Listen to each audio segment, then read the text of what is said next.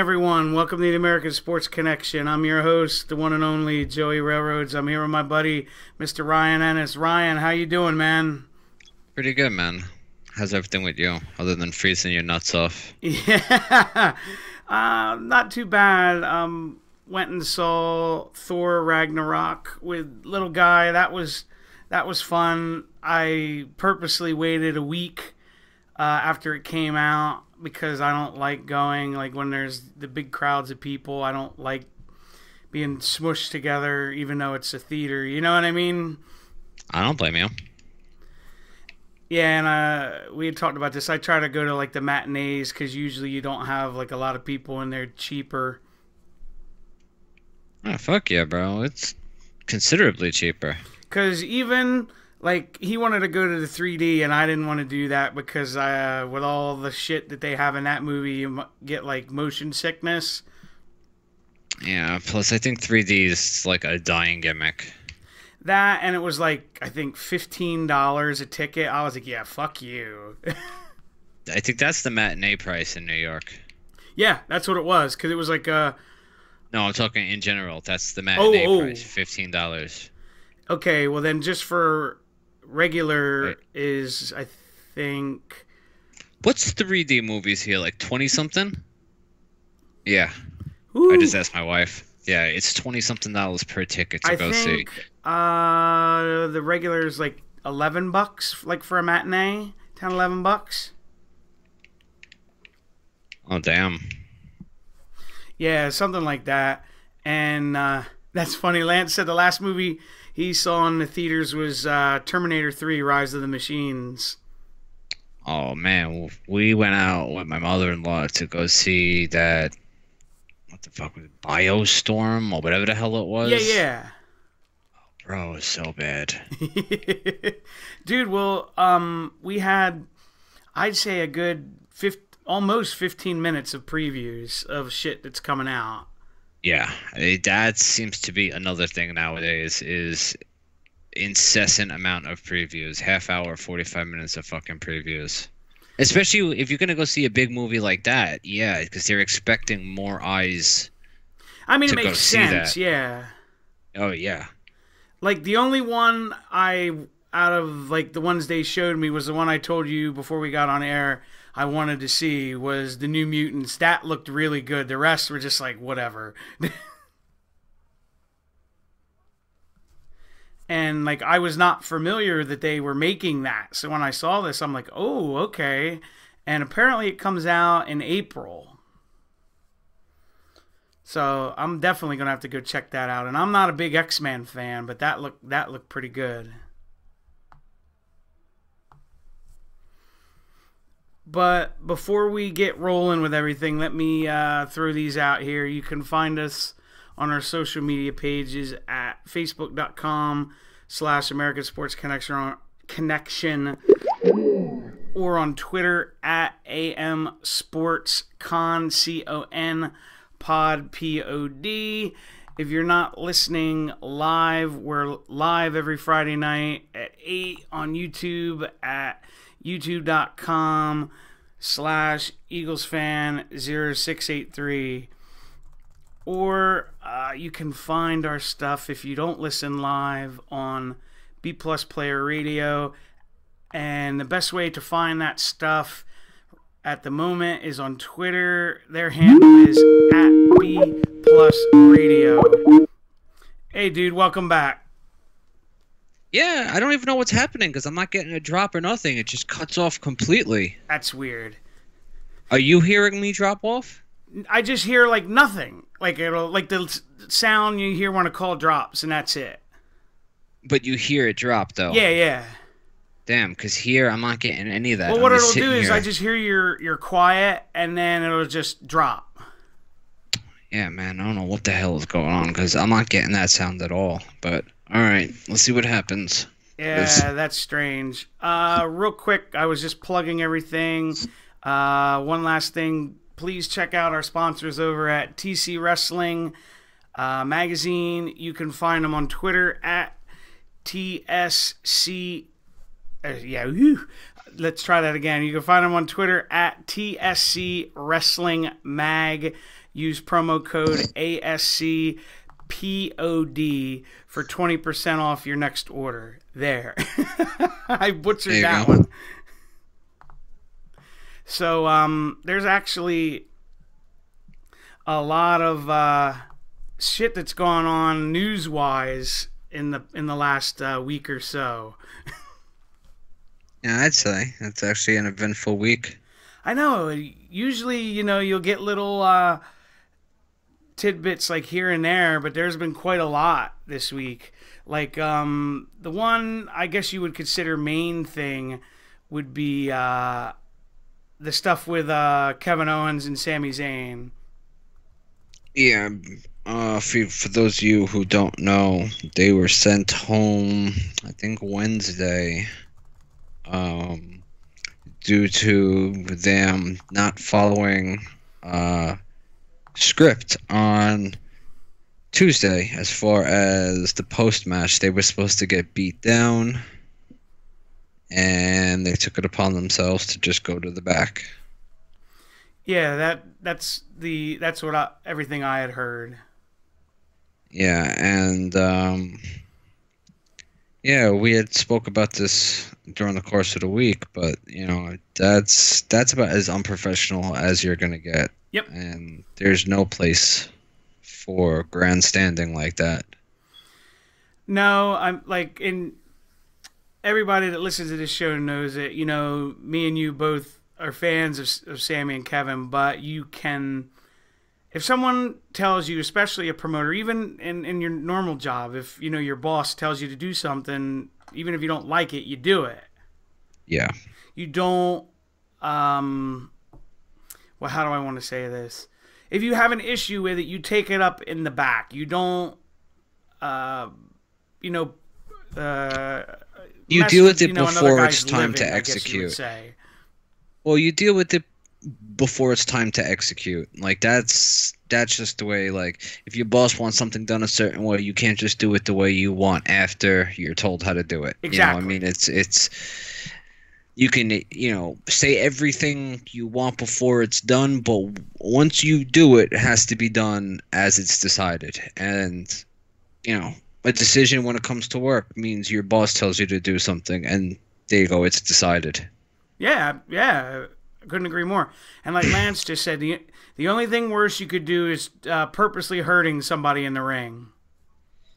Yeah. I don't know if I would put what they did as bad as, like, imagine somebody intentionally holding somebody down. Yeah. For a 3 count. Mm-hmm. Like how fucking terrible that would be. I mean, like, I still would like to see that in my lifetime. Like a guy go into business for himself in the middle of the ring and just not let, like, a la Sting and Jeff Hardy. You beat me to it. That's the only one in recent memory I can think of. Yeah, but I mean, like, that was as warranted could be. Jeff was high as a kite. I was about to say they should be ashamed of themselves that they even let him come out on, live pay-per-view, like looking like that. Yeah. And another big piece of information coming out of Tuesday was there's a new WWE champion. Yes. And whether that be from, poor drawing, or they realized that very few people were interested in Jinder and Brock. I mean, being a 30-year fan, I'm probably never going to see something like that again. Mm-hmm. I mean, like, I didn't think the match was going to be great, but just to say, like, Jinder Mahal had a match against Brock Lesnar. The dude who used to be in 3MB. I mean, as a fan, like, that's just like, wow, like, I never thought I'd see that. Yeah, I had told you earlier this week, there was rumor, and like I said, the rumors going around that Brock didn't want to work with him. I don't think Brock has that much say. I really don't. If they were trying to put the title on him for whatever reason, especially with the thing with India, then nothing Brock has to say is going to affect Vince. I mean, the guy's there a couple times a year. I really don't think he has that much pull.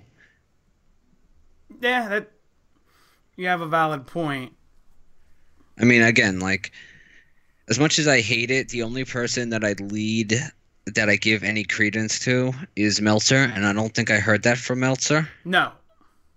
So, I mean, like, even with him, it's like I have to be very careful, but he tends to at least be more on the ball. I mean, a lot of these people on Facebook, the things that they come up with, like, I don't even know where some of this shit comes from. Yeah, at least I will say Meltzer's a good 50-50. You know what I mean? Well, that, and it's not just stupid hearsay. Like, That I guarantee too, you, yeah. like, whoever put that up, that, like, who would know that Brock wasn't happy? Vince McMahon, Brock Lesnar, and Paul Heyman. And I was I don't going to think say, in their inner circle. Yeah, and I don't leaking stuff out. Yeah.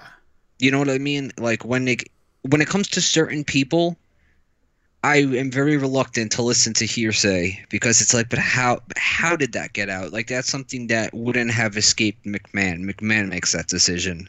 Yeah. So, I mean, could it be? Yeah, but, you know, I mean, it would.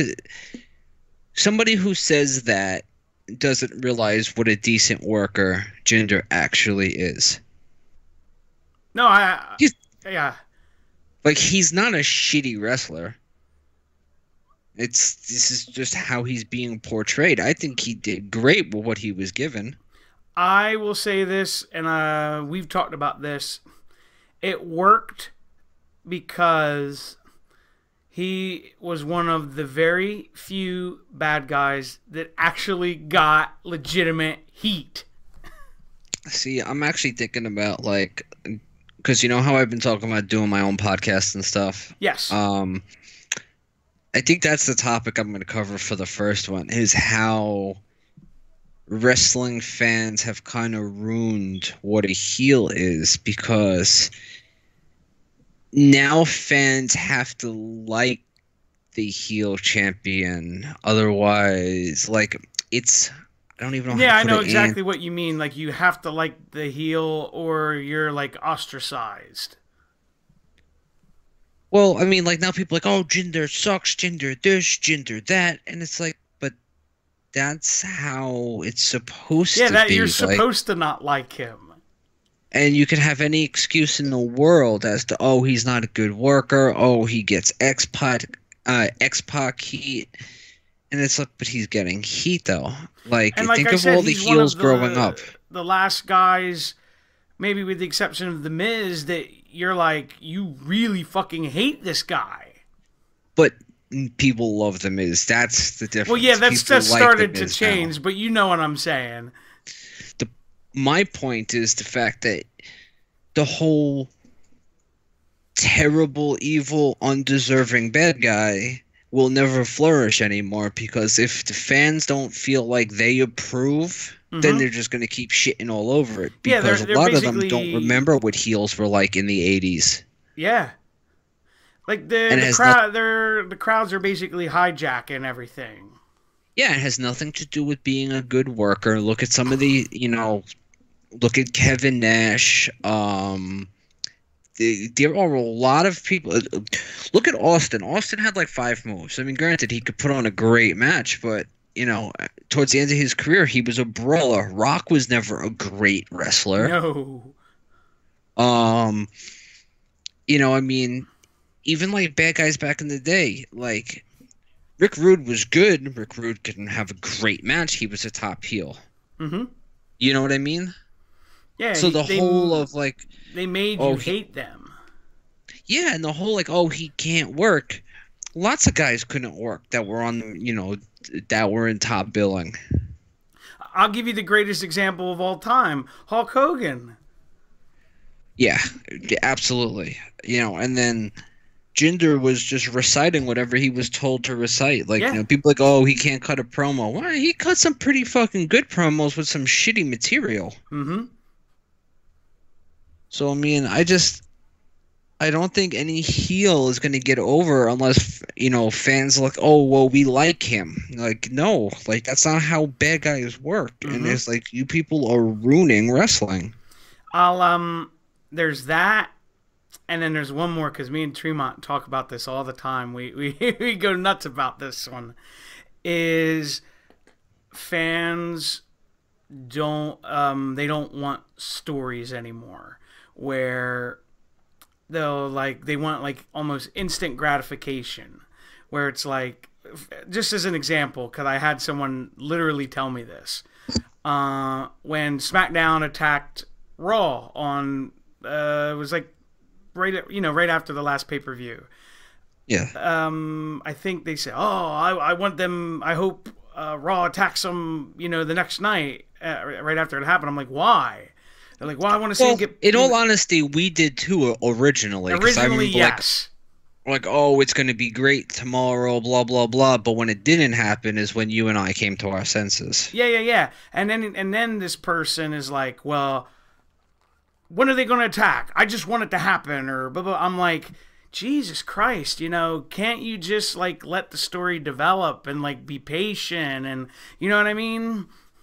No, I agree fully. And me and him have had like talks at nausea about this, where it's just like, just let it organically kind of come about, and there's no need to rush it as long as it makes sense. Yeah, and as long as it's being referenced and not forgotten, you don't need that instant payoff. I agree fully. Yeah, no, that drives me nuts too. And like Go ahead. No, Lance is he said the slow build is dead. Yeah, I mean, but I also blame Vince for that. Mm-hmm. Because like it's like the Shield thing seemed to there was a very slow build with Dean and Seth, and then all of a sudden Roman is just in the picture like the next week. Like they win the titles, and a couple of weeks later, the Shield's back together. No, I completely understand. But another good example or the only really good example of a champion right now that has that kind of heat that people don't like is Baron Corbin. Yeah. Which I'm fine with. I mean, like, I don't think, how do I put it? I think he's deserving to have the belt. Right. But I think he's one of the few that actually gets heat and doesn't have like a fan base of people who are like, oh, Baron Corbin's great. Yeah, no one says that.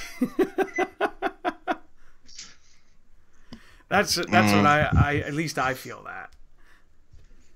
Oh, I don't think he's great, at all. No.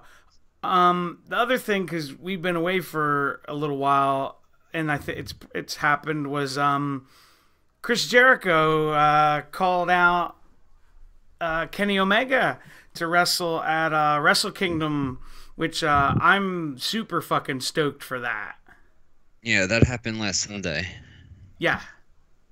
Because I was in Maryland when I saw that, and I couldn't believe my eyes. I know, and I'll tell you this because Lance will tell you this in the chat, because he messaged me after he saw it, and he goes, I don't get a lot of like holy shit moments, or like get tingly, or like goosebumps with stuff. He's like, when I watched that promo that Jericho cut about for Omega, he's like, I was like fucking juiced.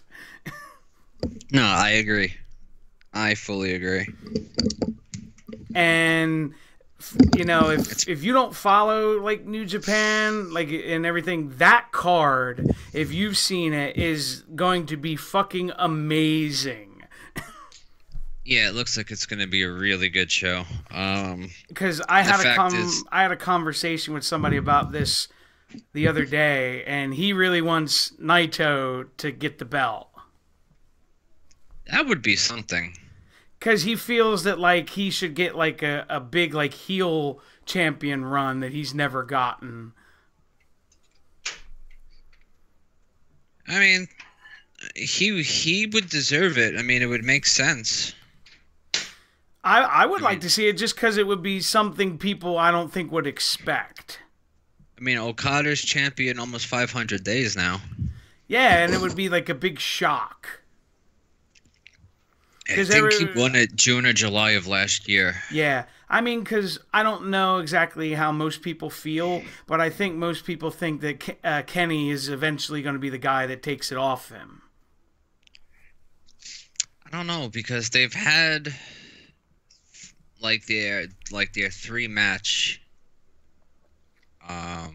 series. Yeah. So I mean, maybe eventually, but I don't know if that was the story to tell. I really think he can do better with the US title. And I've told people, and I don't know how you feel about this, that him wrestling Chris Jericho is going to put him into another stratosphere, in the sense of more eyes are going to be on him than ever, because you're going to have the more casual WWE / Chris Jericho fans watching because they want to see Chris Jericho. Yeah. You know what I mean? That wouldn't maybe necessarily watch New Japan or even know who Kenny Omega is. I mean, I hate to say that, but I mean, like, I have friends who, like, they know who Kenny Omega is, but they're WWE fans. I don't think they've ever watched in New Japan. They know who he is because they heard about the 6-star matches and stuff. And my buddy was like, oh my God, I can't believe Chris Jericho is fighting Kenny Omega. And it was just like, he was so excited because he knows Chris Jericho.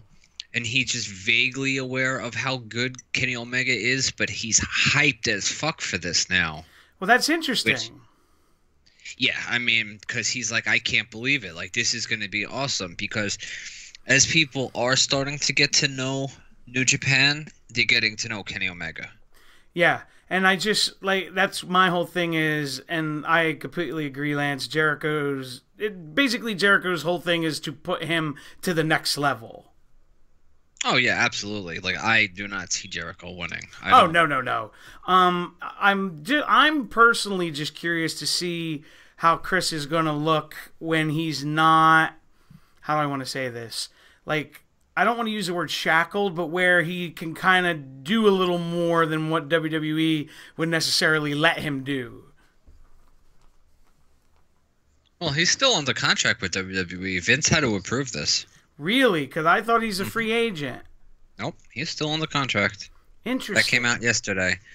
But it makes me think that if he's not trying to, like, Vince sees where the money is. And, like, out of this, WWE is getting absolutely nothing. This is fully benefiting New Japan.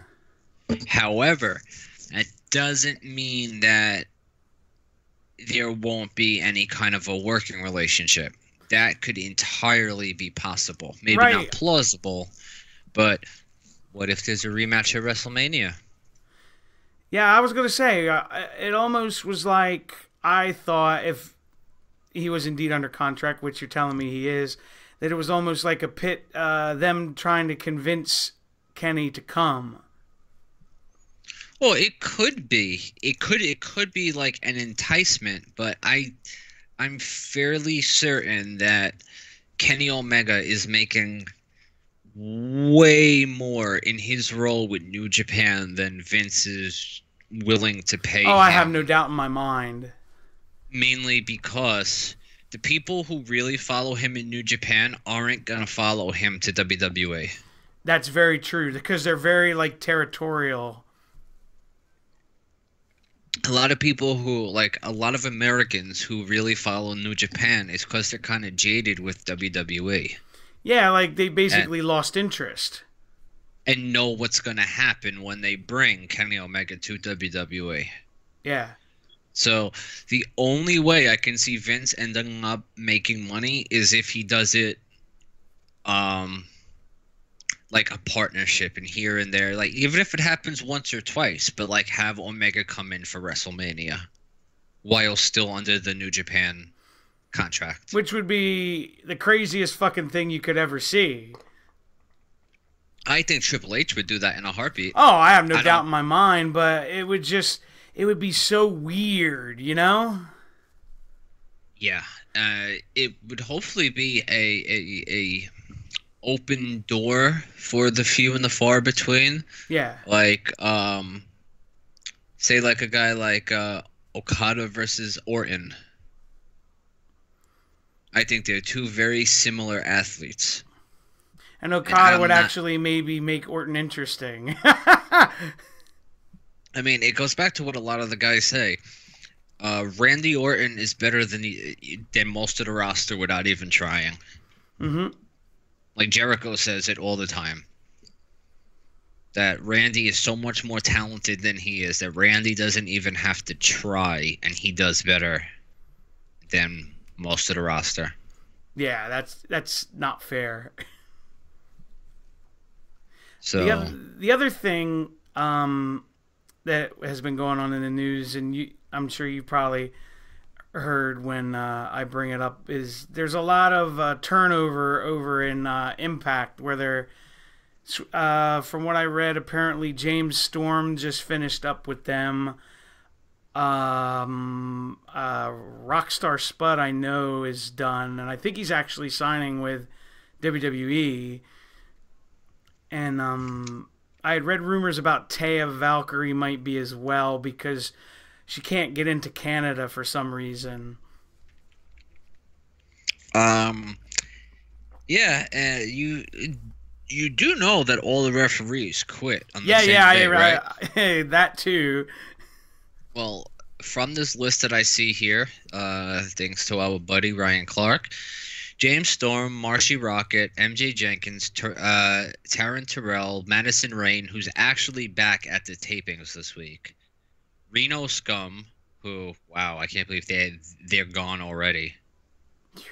Rockstar Spud, Low Key, Eddie Kingston, Jeff Jarrett, Earl Hebner, Brian Hebner, and every single other referee have all departed the company. And this is all recently. And I know they just signed a few Canadian wrestlers, like because me and Lance talked about this, and I mentioned him to you this morning. Hannibal, who is the most people would know as the guy that sued Abdullah the Butcher over getting hepatitis C from him from working a match. And I'm trying to remember. Ethan Page was the other one I told you about, who is in Evolve and Beyond. Like, those are the most ones that he's usually in. He just debuted last night at the tapings. And there's some more I don't remember off the top of my head. Don't quote me 100%, but I'm pretty sure Madison Rain was back at this last set of tapings because I think she went. Yeah, yeah. I'm actually. It's probably going to be on. It says either November 16th, 23, or a pay-per-view special. She's in a knockout championship match. So.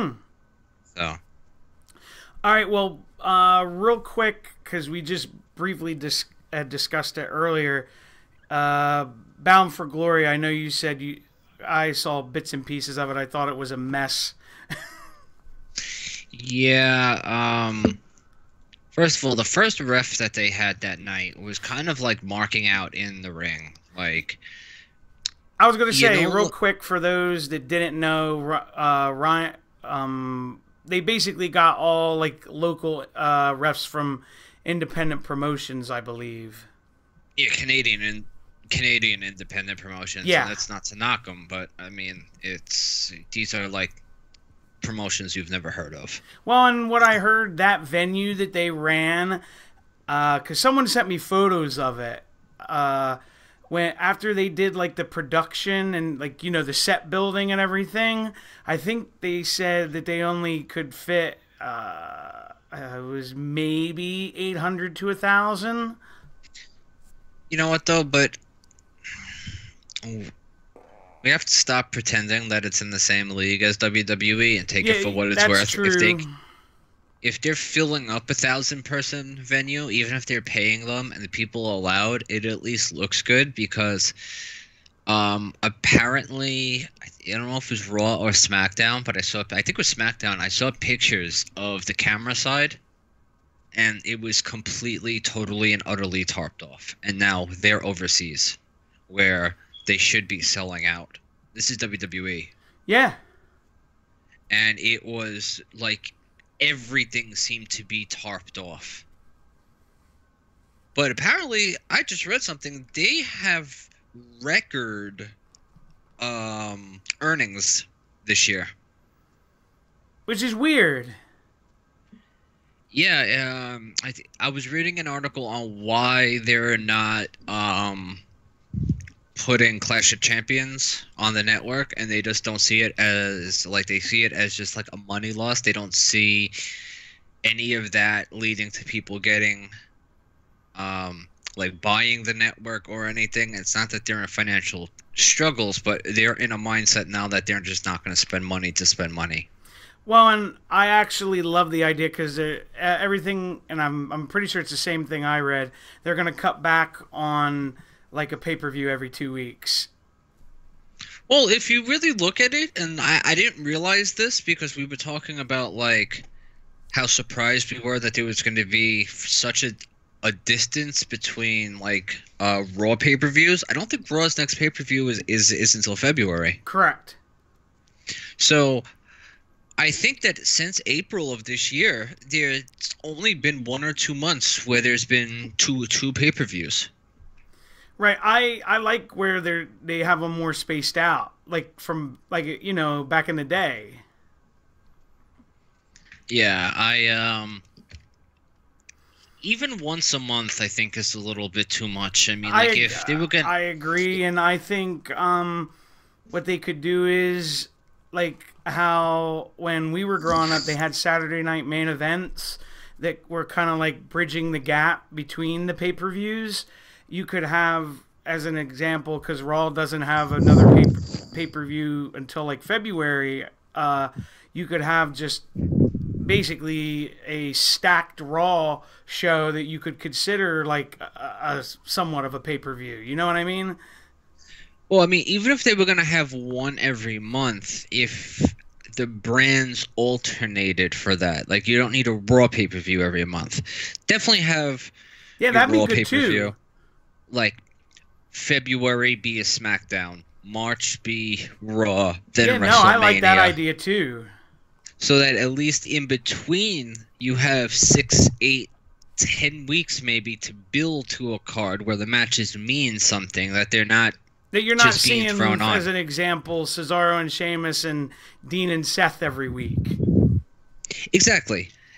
So that when the matches do happen, it means more. Like yeah, you're more and- invested on what's Yeah, happening. and when they finally do touch, you're like, holy shit! But people don't know that they've been wrestling on house shows, for like 6 weeks, Yeah.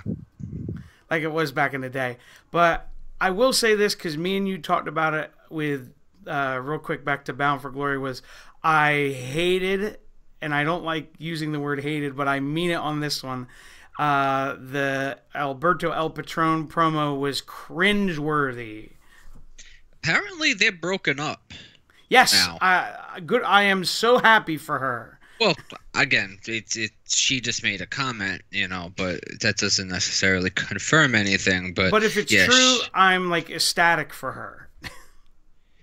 yeah, no, I agree fully.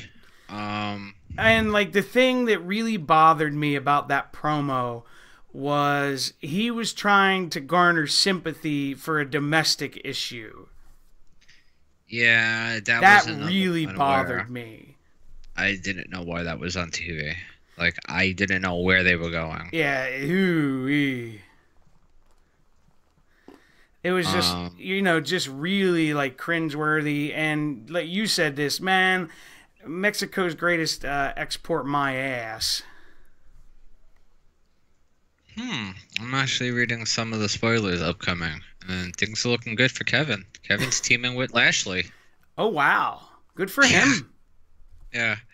But no, I just, he's never done it for me, ever. I don't think he's done it for a lot of American fans. Like, I think he had the name, The heel, 'Cause to me, the only time he ever worked was when he was a heel.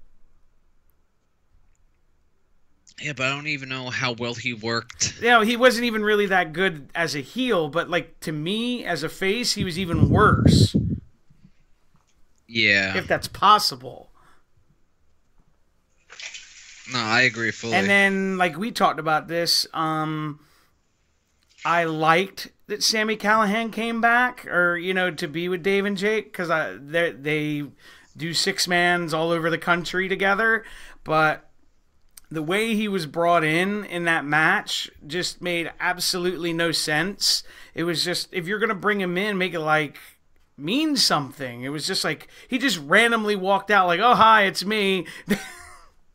Oh no, because they had. Oh no, maybe you can get it. They had been talking all night about how they had a family member coming. Oh, okay. Because you know how LAX is always fighting Yeah. multiple people and stuff like that. Or they were like, well, we have family too.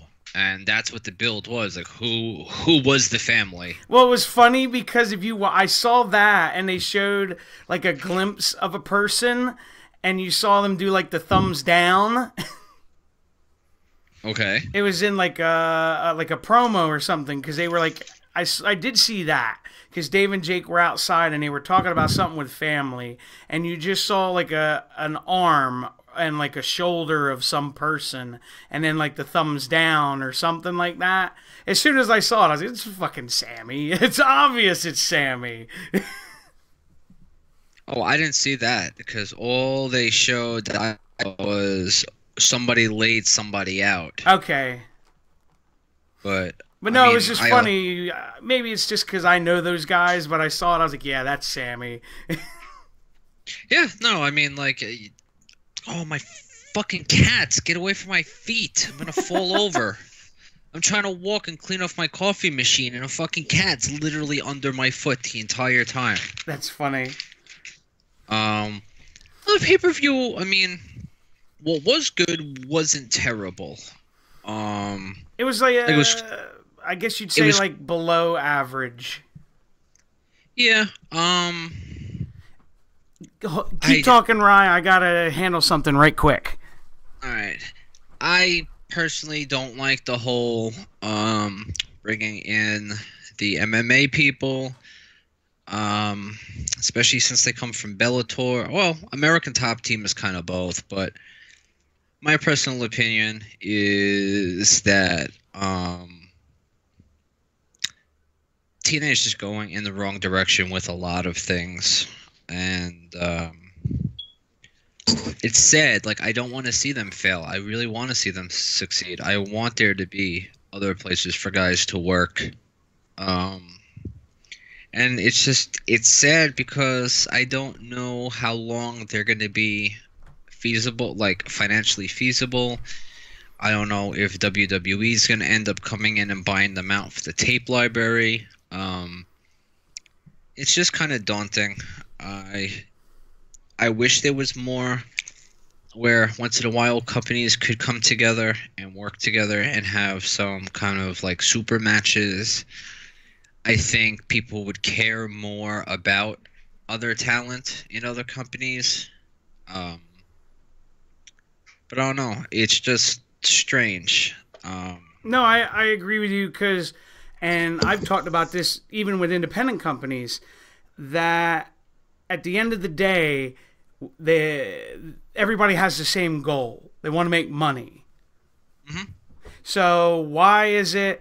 Because I've had... and this is a true story, because, and I'll throw their name out there because they're not going to give a shit. Game Changer Wrestling, who is opening a school. I think their opening is Thursday. They have their school literally 2 doors down from CZW's Academy.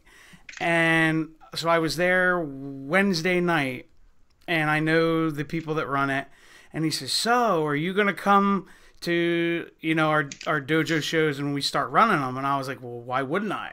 He's like, well, what do you mean? I was like, well, just because some people perceive that there's like this war with your company and CZW or your company and whoever. I was like, I don't give a shit.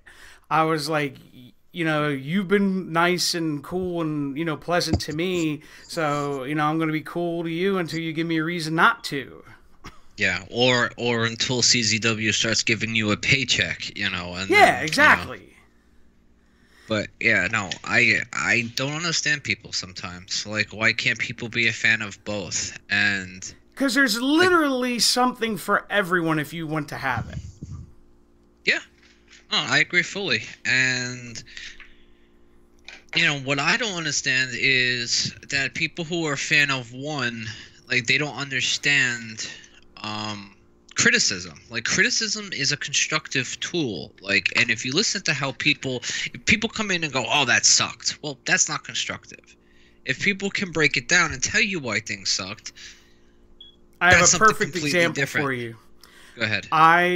Last Friday, I told you I was helping out a friend that had a benefit show. They're not gonna be a for-profit company. They're just gonna do shows and they'll give like the money to the local food bank or whatever, you know, which is, you know, really awesome.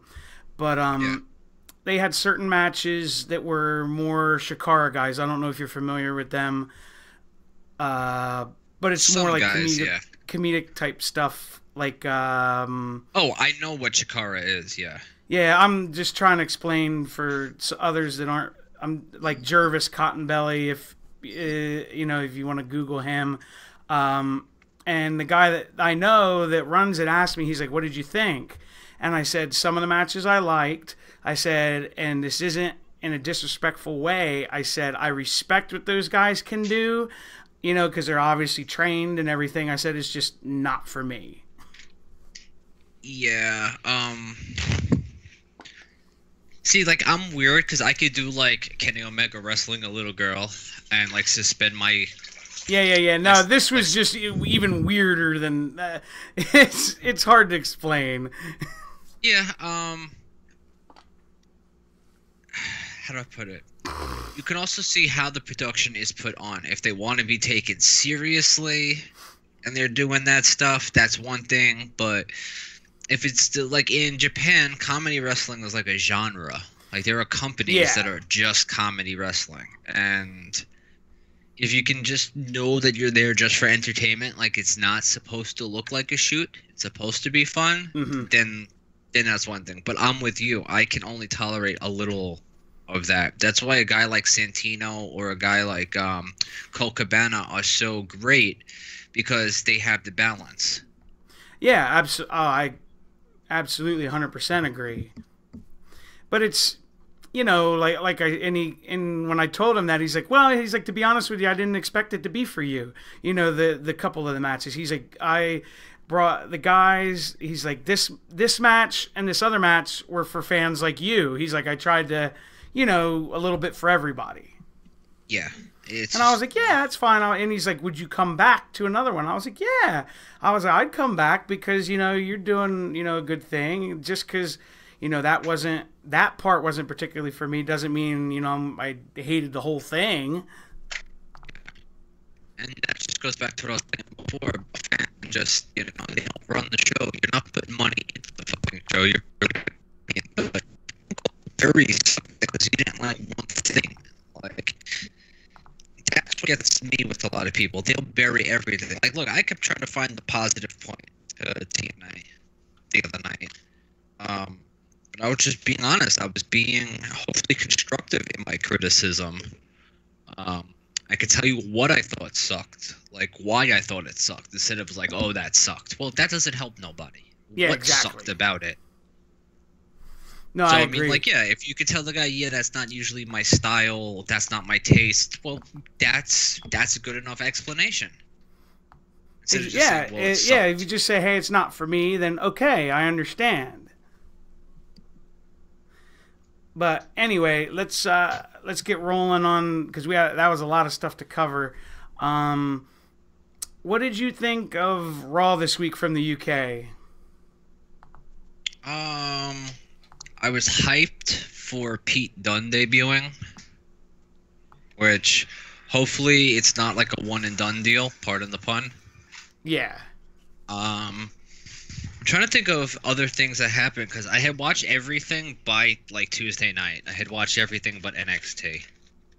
I know what you mean, where it's like you got to catch up. You're like, shit. Oh. No, I was. No, I know what Go you ahead. mean, like remember everything. Yeah. Here, like, I got this message from at least 3 different people. I didn't know they brought back Vince Russo. For what part? The guitar on a pole match. Yeah. They're trying so hard to make people care about him. I actually really like Elias. Yeah, I don't dislike Elias. I just, I don't know. They have him now in this program with somebody I couldn't give 2 shits less about. So Yeah. It just reminds me, as I'm scrolling through the results, I'll bring this up real quick. The girl that Asuka destroyed on Raw, I think her name was Stacy Coates. They gave her. She's an independent wrestler in, I think it's either in the UK or just in Europe in general. Ilsa Dawn. That's bro, you're having horrible static. Huh. You and me both. Are you guys getting that static over there, Lance? Is that any better for you, Rye? I think it's just, yeah. The last 2 seconds of you speaking was good. All right, hang on. I'm gonna. Yeah, it sounds better. Okay. What I was saying was the girl that Asuka destroyed is an independent talent named Ilsa. I think it's Ilsa or Isla, something like that. Isla Dawn over in Europe. That's Mrs. Tommy End. Is that his wife or girl? Or girl, I guess, or wife, or whatever, significant other. That's cool. Yeah, I've seen her. She's actually a really good wrestler. So because I had to like rewatch it, and I was like, is that her? But okay, thanks, Lance. He said it's good now. All right. I enjoyed the match with Joe and Balor. I hate like finishes like that with like double countouts and like no real resolution. No, I agree fully. Although I'd rather it on a Monday Night Raw than on a pay-per-view. Yes.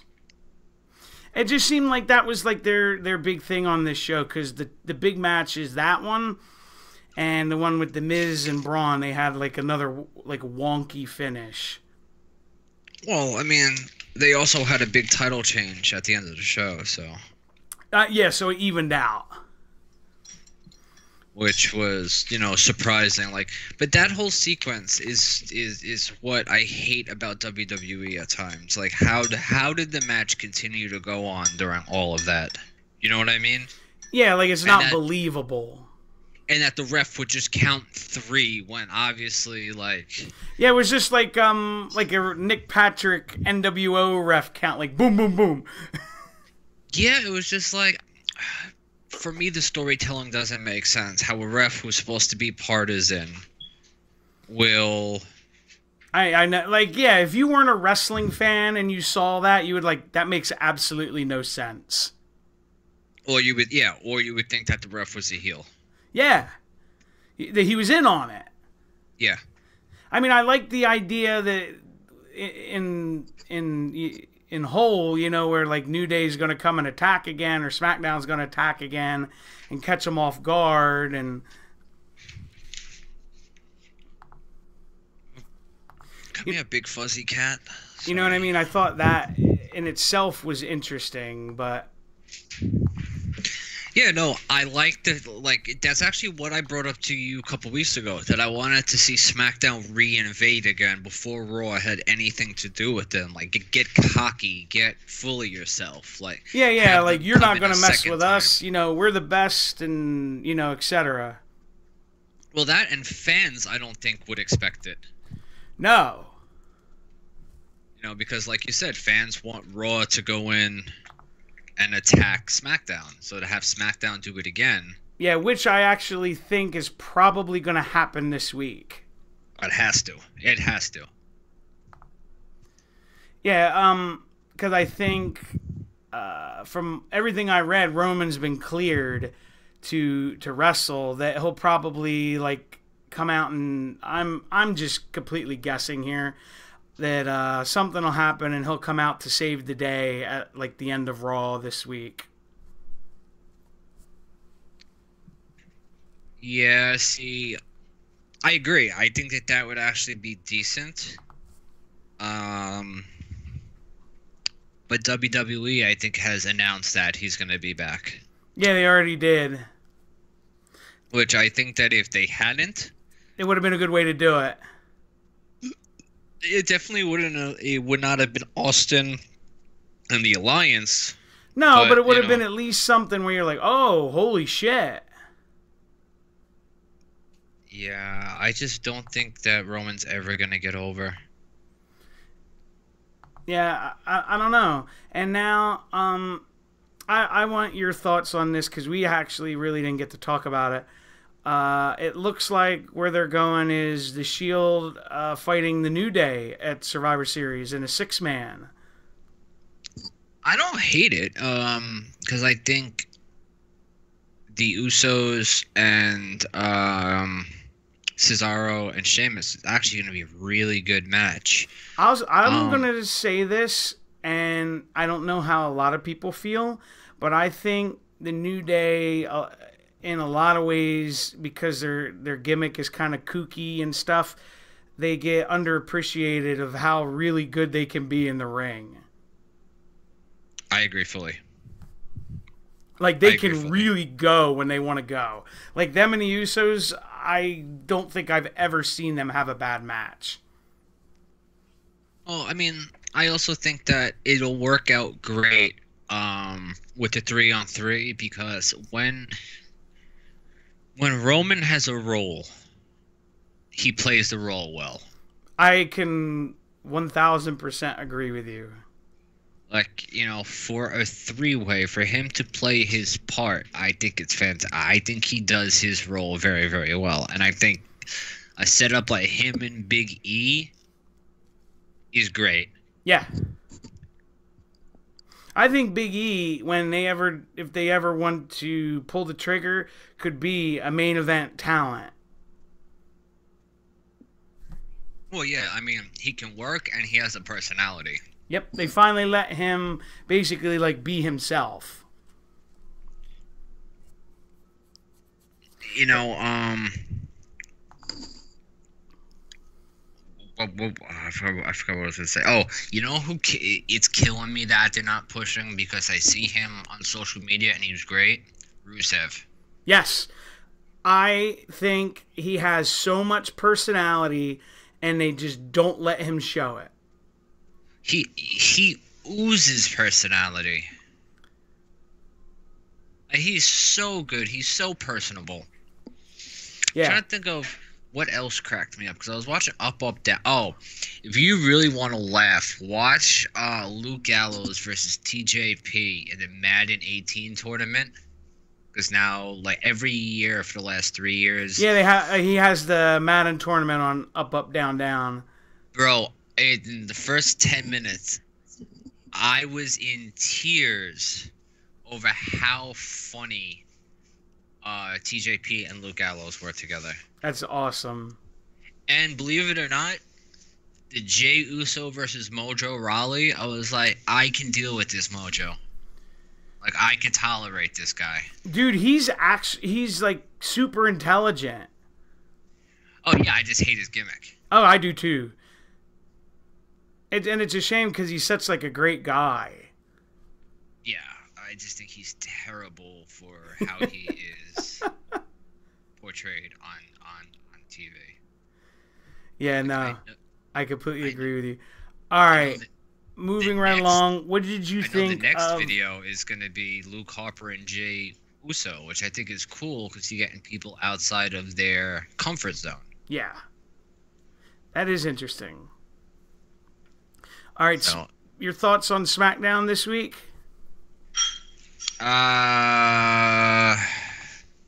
Shit. I know I watched it, and I know I liked it. I know I liked it this week because I was actually very happy. Oh yeah, AJ won. Yeah, I thought that was great. I actually thought that was one of Jinder's best matches. Yeah, and the crowd was hot for it. Yeah. Just in general, the opening segment was pretty cool with Shane and the New Day. And then having KO and Sammy come out. Did you, where they had the little, in the promo, I don't know if they did that themselves or it was written where it was like, almost like they were trying to say Ring of Honor, but they said like something else. It was something of honor. I can't remember. Man of Honor. Yes. Yeah, but I mean, they talk about Ring of Honor often now on WWE TV, so that doesn't surprise me. Because they mention Ring of Honor a lot on NXT. Yeah. So I don't think that's too crazy. You know what I mean? Then we had the they wouldn't call it a intergender match. What the hell were they calling it? Because they gave it a weird name. Well, that was just terrible. Yeah. No, but I think it was where you're not going to see him anymore. Like, that's it. I don't know, because... or at least that's how it felt to me. They had a what the hell is it? Like a internet exclusive, whatever the fuck they call it. And she said that he's going to be sleeping in the doghouse tonight, literally. So I think it's... Because remember, the last time we thought that they were writing him off, he came back with a leash on. Yeah, which is awful. But I wouldn't be surprised, because it was about a year ago he was having that whole thing with AJ. Yeah. So, I mean, like, if he only signed for a year, it's possible. But I don't think they signed people for just 1 year. I don't know. Next week, there's going to be another championship match, Natalya and Charlotte. Yeah. That's what I wanted to... When the hell did Gable and Benjamin turn heel? I don't know. Because I got it, they definitely wrestled heel. Like, he chop blocked them and was, like, celebrating it. To me, and it's... They feel flat as a team. Yeah. Like, they're trying, like, so desperately to make them like Haas and Benjamin. Yeah, they actually called them American... Oh, no, they called them American Alpha. Okay. But yeah, I just feel like they're trying to make Gable more like Haas, and it's just, I don't know, it just doesn't work. Or at least it doesn't to me. No, I don't think the pairing has worked well. What I was going to point out, you talk about Natalya and Charlotte next week. I realized this the other day, and I thought it was very interesting. As of today, because it could change, they actually have 3 heel versus heel matches on the pay-per-view.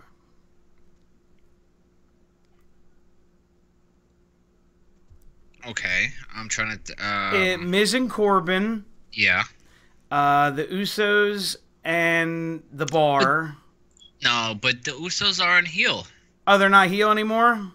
I don't think so, because after that last pay-per-view, they had like the whole Peace Summit thing with the New Day, and they came, since then they haven't seemed super heel. You know what I mean? Okay. They've been smiling. They've been like, they just got healed on, like, yeah, with an illegal chop block, and then the guy hid underneath the ring. Like, well, yeah, you got a point. So to me, like, if they weren't babyface yet, like, that was a babyface finish, though. Yeah, that is true. But and then the other one is Bliss and Natty. Yeah, it makes you wonder if they're gonna do another title change, because that's 2 titles they've changed already. Yeah, because when I looked at the card, I'm like, huh, like, because you know this as being a lifelong wrestling fan. Very, very rarely will you ever see one heel versus heel match on a pay-per-view, let alone more than one. I can understand it in a pay-per-view such as Survivor Series, where it literally is people from one going against the other. Yeah, it makes more sense. Baby face doesn't matter as much. Lance is brokenhearted. He said, "No more urban toughies." No more urban toughies. Plus, now they have like words at the beginning of their music. Like they've added, you know, it's the Uso or something like that. It's like no more welcome to the Usos penitentiary. Yeah. No, I think they still say it. I know, it's just I'm just joking because that always made me laugh when they would say that. But yeah, I mean, or it just may be a thing where they're neither heel nor face. They're just guys with the belt. You know what I mean? They're tweeners. Yeah, for lack of a better word. It just reminded me as I'm like scrolling through the results, because I sent this message to you earlier, and I don't know if it's true. Yes, I saw. With Harper and Rowan that they already killed the Bludgeon Brothers. Well, here's the thing. They only had them come out once in the gimmick, as far as I know, for the entire time that they were overseas. And then they had them come out and not. That doesn't mean that anything is gone, because I saw that. People like, oh, you know, it's gone already. Like, no. I don't know, like, why they did that. It could have just been, like, they're experimenting. Mm-hmm. I mean, could they have put the kibosh on it? Yeah, I mean, WWE's done it. Like, I'm just, you know, I'm saying it just, I guess it was kind of an eyebrow raiser because they've had these vignettes going for weeks now, and you're just like, huh, well, that's kind of interesting. Yeah. I guess that's more of the where I was going with it, where like it just kind of raised an eyebrow. Oh yeah, it's, you know, it's, I guess until it happens on TV, it's not official. Yeah. So, I mean, like, if they were wrestling the entire time in just their normal gear, then nobody would think about them. I completely agree, Lance. He said, what in the fuck were they wearing? What, the red? Yeah. I guess I'm going to be the weird one and say that I actually liked it. They had when all the kick pads they had. I just liked it because it looked different. It was just better. No, I'll give you that. It looked different, but I was just like, wow, look at that. It's definitely better than a dirty, sweaty fucking t-shirt that actually, I can't believe WWE actually started selling. Remember that? The Luke Harper fucking wife beater? fresh with dripping sweat. I was like, how are they charging almost $30 for a fucking Brody Lee from the Indies pulling that shit off? I can't be mad at him. Oh, hell no. Oh, that's amazing to me too. I'm just like I'm just mad at Vince. Yeah. And there you go, Lance. He said with the way they looked, it looked like Mortis and Wrath. Yeah, it looked like a shitty rip-off version of War Machine. Oh, absolutely. That's as soon as I saw them, even before I saw that, where like their gear is when they showed the first vignette, I said they're ripping off War Machine. Well, it was confirmed with the fucking gear because dude's wearing the the same kind of belt that I think it's Rowe wears. Yes. Yeah, well, they're definitely. I'll tell you this about SmackDown, and then we'll move on.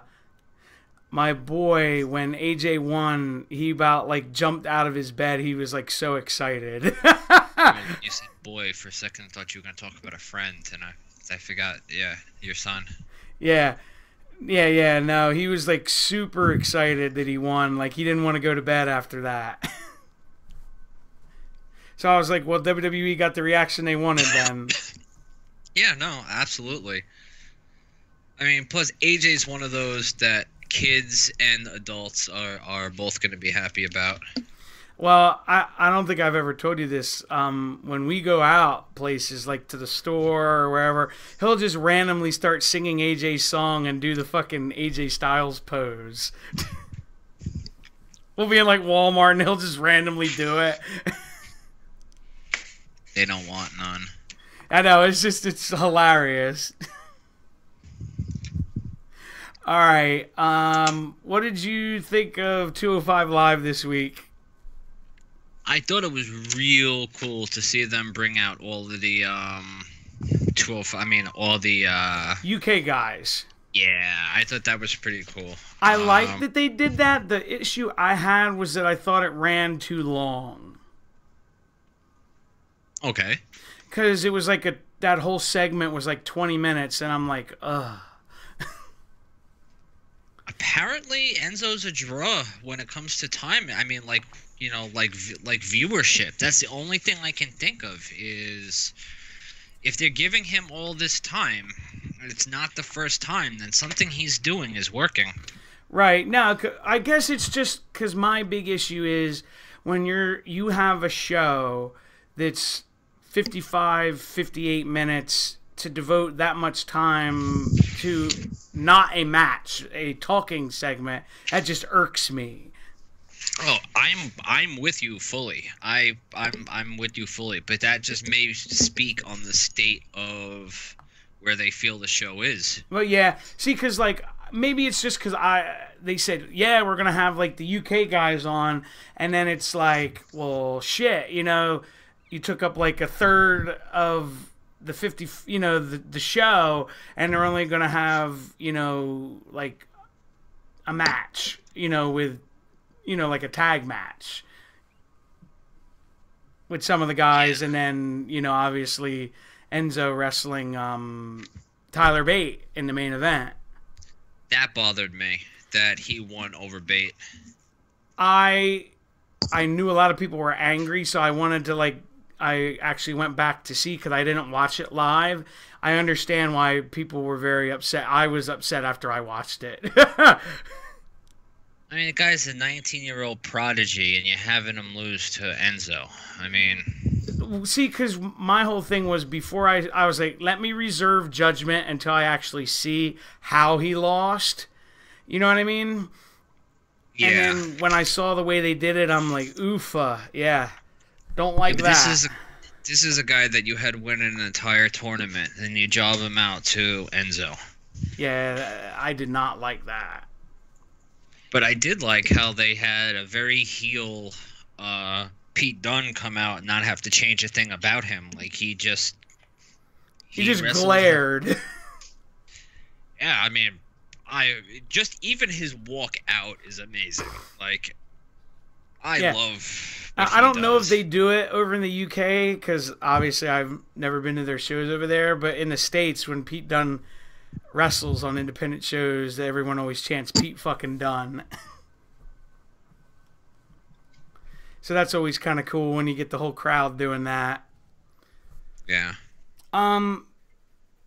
Otherwise, the show wasn't really like super like eventful. I mean, it was cool to see like James Drake and Joseph Connors tag, because I like Joseph Connors. Yeah. That's the guy that has like the one fake eye or the one weird looking eye? Yeah. Okay. Yeah, I think he's kind of interesting. And I don't know how you feel about that. I feel like initially Jack Gallagher's heel turn was cool, like, because it was different. And, like, now it's just, like, you have, like, no clue. Like, they're just whatever, you know? I mean, he's still a heel. Yeah. I know. It's just, like, I don't know. I guess I feel like maybe the character just kind of has no direction.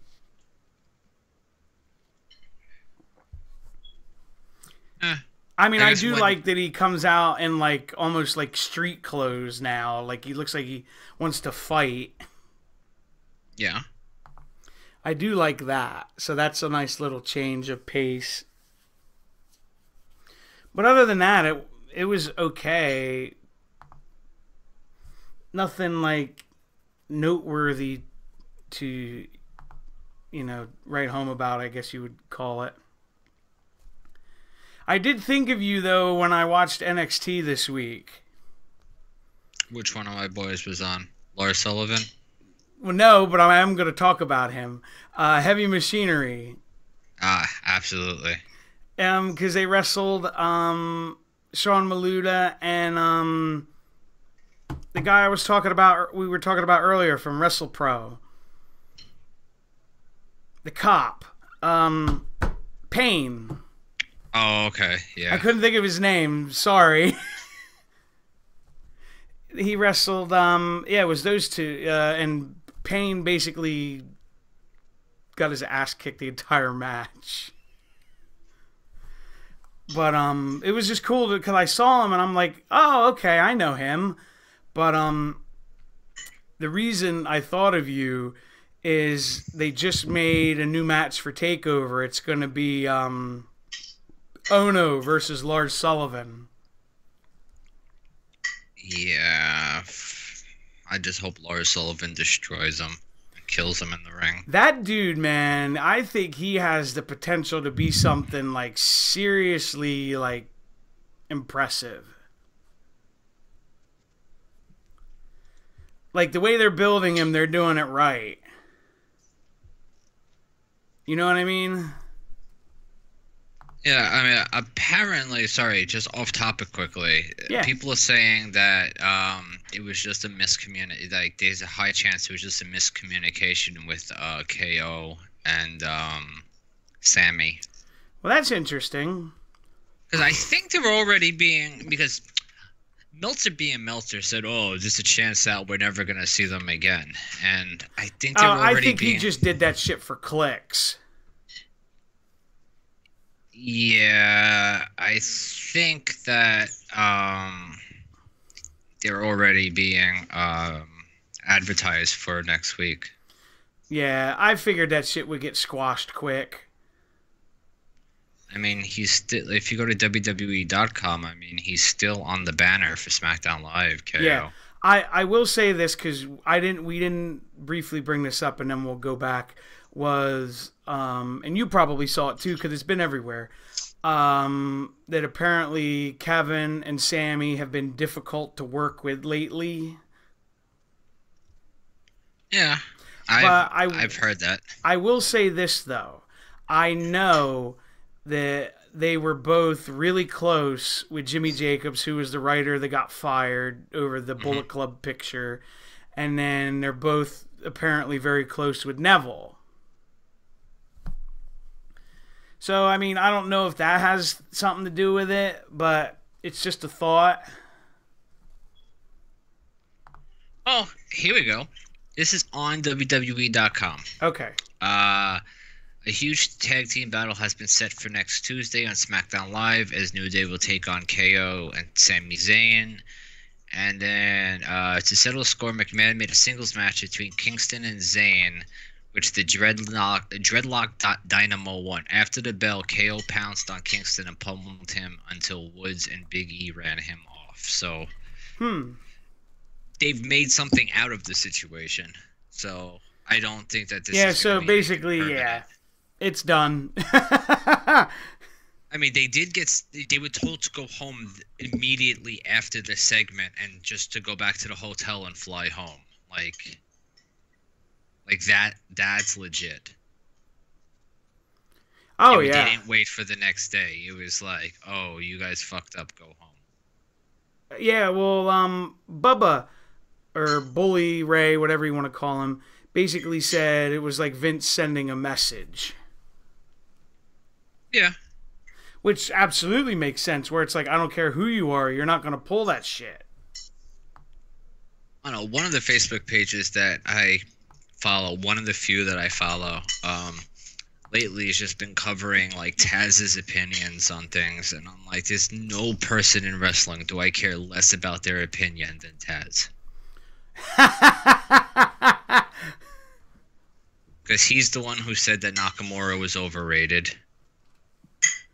Like, he just says ridiculous shit. Well, and it's like, You were like a 5'3" fat guy who suplexed I was gonna people. say he's just like got that Napoleon complex where he's like really angry. Well, he's angry that there are people who are still relevant and he's not. You know, I mean, it's that's just the he. I think it's like 2 episodes a week he puts out and nobody listens to him. Nobody gives a fuck what he has to say, and he's always so negative. Yeah, and dude, he's been that way for a long time. Yeah. What I was gonna say is swinging back to NXT, and I told you this, and I feel bad saying it because the dude's a talented worker. The main event was Roderick Strong versus Adam Cole. I really like Adam Cole. I think he's gonna be a big star because he has the in-ring talent to work good matches, but he's got that charisma and personality that it's all he can put it all together. Yes. Roderick Strong to me just doesn't register. Like if I see he's wrestling, I'm just like I'm not taking anything away from his talent. He just there's nothing there personality wise. Nothing. I think he's more like a modern day Benoit. Yeah, I could see that. But Benoit advice to jump over from WCW. I feel that if his entire career was in WWF at the time, I don't think he would have had the big following he had, because he had no personality. I think people cared because he was one of the guys who came from WCW. I mean, he was great in the ring, which Roddy's great in the ring. It's, but I'm with you 100%. I find it very hard to care about Roderick Strong. Because remember they had there for a while all those who is Roderick Strong or whatever the hell they were called, and I just don't care. Yeah, that reminds me of shit that like TNA used to do with like AJ Styles. Remember when they had the whole thing where when he didn't talk? That, and then when the woman claimed that AJ cheated on his wife with her. Yeah, that was bad. Yeah, especially for somebody who's like as religious as he is. Yeah, don't get me started on that. What, him being religious? No, that's just, all that stuff. Because, what was I going to, there was something I was going to say. I'm excited for the War Games match, but the more I read about it, the less I'm getting excited.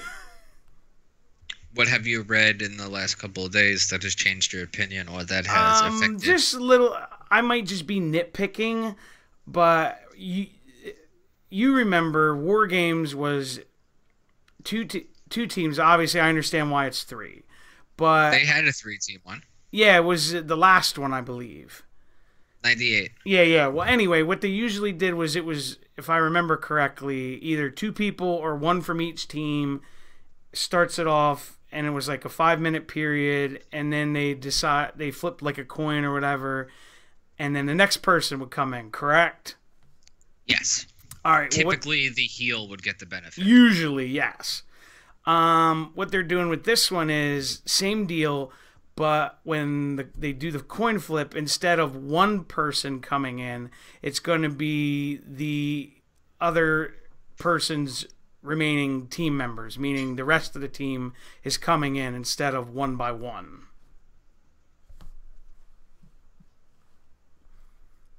Are you sure? Yes, because me and Lance talked about this before, and I was annoyed by that. Where did you see this? On WWE? I have to find it. I'll have to send it to you. Yeah, please, because I thought I read something else. I thought it was going to be the 5-minute first interval and then 2-minute intervals after that. Okay, I'll have to find it. I could be very well wrong, but I could have sworn that that's what I thought I saw. Which, that in and of itself, I think is a change. Because I think it was always 5-minute intervals. Okay. But I could be wrong because because I know this because WWE put up the clip from the 98 one today with Warrior. Yeah. And the entire match was 20 something minutes. So if you have the first two guys and then the third guy come in, you still have, what's that, six other guys who have to come in. That would Yeah. be half hour in and of itself just waiting. And the entire match was, I think it was 22 minutes long. Gotcha. So maybe it's always been 2 minute intervals or 3 minute It's probably intervals. yeah. Well, after the I first always five. remember the first period is 5 minutes. After that, it's probably 2 minutes. But It's I just mean, been so like, long. It's been like almost 20 years. So I think they should have brought it back, but I think it should have been brought back. Like, the way I would end Survivor Series is while Raw and SmackDown are beating the fuck out of each other, have NXT come lay everybody out. yes, and that would have been fantastic. And have that lead to a War Games. Mm-hmm.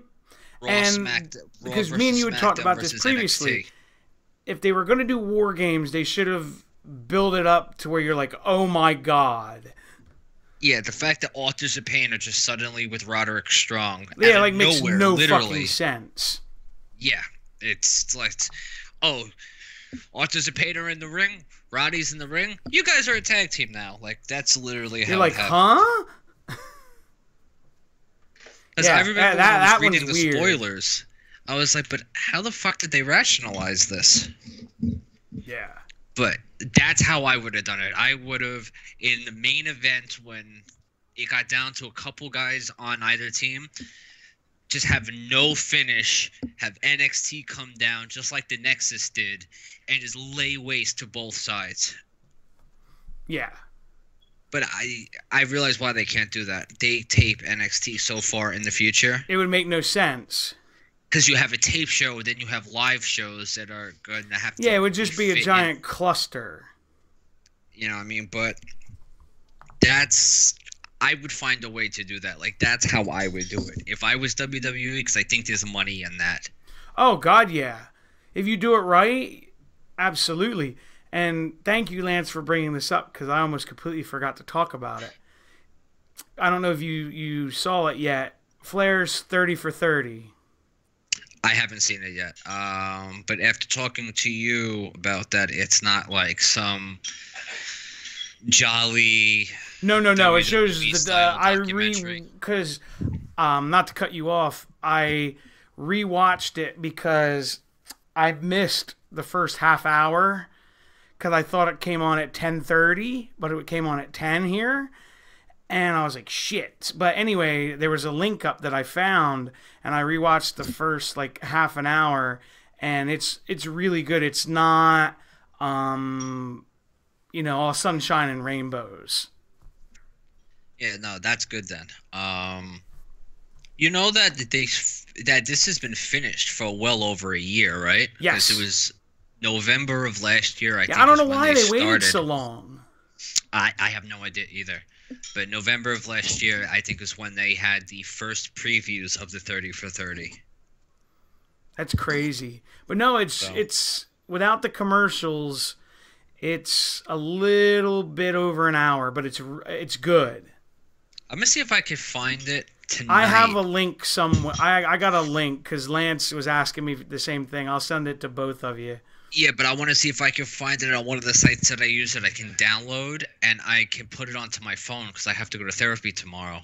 My physical therapy. Okay. And that would be nice to watch on the train going there. Yeah, instead of reading a book. Well, because I'm pretty sure if I pull up my Sling, it's going to be on ESPN. Like, oh, yeah, on it demand. is. Because I sent someone else a link because they had asked for it. Yeah, send it to me anyway. I'll see if I can rip it. Yeah, because it's like directly off of like ESPN's like video library or whatever you want to call it. Awesome. Cool beans. All right. Before we get out of here, I wanted to bring this up because I almost completely forgot. I was last week. Yeah, it was last week. Last Saturday, over at Battle Club Pro in Ridgefield Park, which was really cool because I got to see Mark Haggerty, who is, I guess you consider him the boss man of B Plus Player Radio, who does all this crazy stuff where he's here, there, and everywhere and editing all of our lovely stuff. So thank you for that, Mark. Got to see him. Got to see the Wrestling IQ 101 guys and shit. The High Spots podcast guys. Got to meet all of them. They're all real good dudes that are on the B Plus Player Radio. So that was cool and fun. Hopefully get to do it again real soon. You also got to meet Big Dave Destruction, and you're surprised about how big Dave is. Holy, I didn't get to tell Dave this because he was busy doing his thing. Well, big how? Like muscular? Yes. I remember him in a singlet, and I don't, like, he never really struck me I as guess somebody what who I meant is he's very, like, broad-chested. Yes, he's a former football player. That's why I was taken aback. I was like, whoa. Yeah, he's a very broad human being. Yeah, now, like we've discussed before, now you just need a caricature of yourself like he has for his podcast, and your life goals will be complete. Yes. I don't set very high life goals for myself. But no, I wanted to mention that because that was a lot of fun doing that, and hopefully get to do it again soon, and maybe we can find a way to get you to come next time, Rye. And speaking of stuff we're all doing together, you want to let people know about Tuesday? Yes. Anybody who listens to I us, know I put maybe? it up on. I know I put it up on Twitter. Tuesday morning. It's not going to be live because we're going to tape it, but both of us and Mark will sit down and have a little discussion on Survivor Series, our thoughts on the matches and predictions and all that good stuff. So that should be fun. He's able to do it three-way? Yes. Okay, cool. Yeah, we'll do it through Skype. All right, awesome. Yeah. You told him that I'm good to go? What's that? Have you told him that I'm good to go? Yeah. I talked to him the other day. All right, awesome. Yeah, so that's exciting. Absolutely. Yeah. Cool beans. So on that note, we're going to get out of here for tonight. Don't forget to like, comment, subscribe, share, give it a thumbs up, all that good stuff. And we'll see you back next week. Have a good night, everybody.